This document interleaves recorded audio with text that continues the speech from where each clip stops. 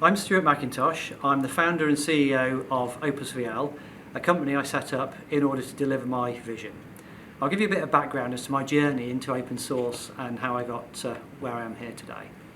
So I started off very young. My interest in electronics and electrics came from an interest in electricity, and I think what really, at a very young age, my parents told me what interested me in electricity is the fact that it was an invisible power, a force that some people were quite afraid of, and at a young age I called to a power socket and started playing with it, which caused a lot of commotion. So I started being interested as to what was behind that.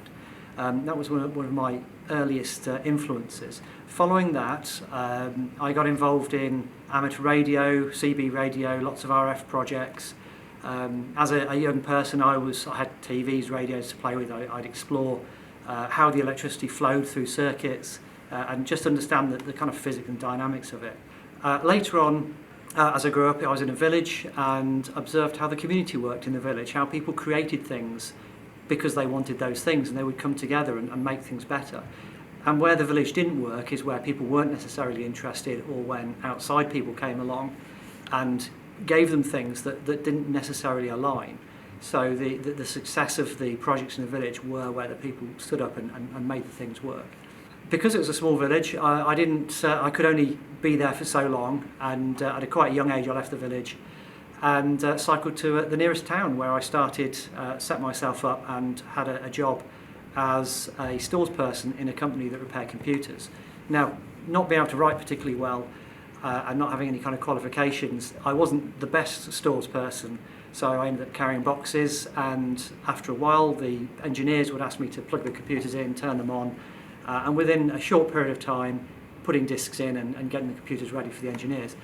It became apparent with this understanding of how electricity works and just the basic rules that really I should be able to type things in and get the computer to test itself. So I started writing tests, and that's how I got into software. Moving on from that, in the mid-90s I was involved in bulletin boards and fax-back systems, all sorts of technology pre-internet. And then when the internet came along, I discovered probably around 1995, Linux Slackware.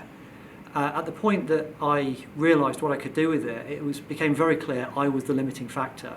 The technology, the software wasn't. There was nothing I couldn't do. And within a couple of years, I developed an e-commerce site, which at the time was probably one of the top few in the country. And this was based on open source, based on the Slackware distribution and with Perl on top of it. After that, I started the company in order to deliver these values and these benefits to companies, organisations, and various different people. So that's where OpusVL came from. Opus Vision, the name Opus Vision, Opus is Latin for work, and vision is about my customer's vision and about how we get together to deliver their vision. The company provides services around open source. And for me, what was important, not just delivering this for businesses, but clearly the public sector would be a perfect mix for open source, being as the assets then are public and the public are effectively funding it. So it seemed to make a lot of sense. So building on top of that, I was involved in some of the early policy work around open standards and open source. That has now been exported to Europe, and the European Commission have made huge strides in implementing that some of the open source policies and open standards. Some very large things coming very soon off the back of that. For me, the opportunity here is to show people how open source is the natural way for the public sector. It's actually for any kind of technology, because it allows people to come together and build what it is they need without limitation. And after all, technology is just a tool. It's there for us as people, as humans, to use, and it shouldn't necessarily be using us. A lot of the software should be public assets. So I'm helping along that journey, and over the next few years we're going to see huge changes, over the next few decades even more, across some of the larger emerging domains. So that's what I'm here to do, and all being well, we'll have some good successes in the coming months and years.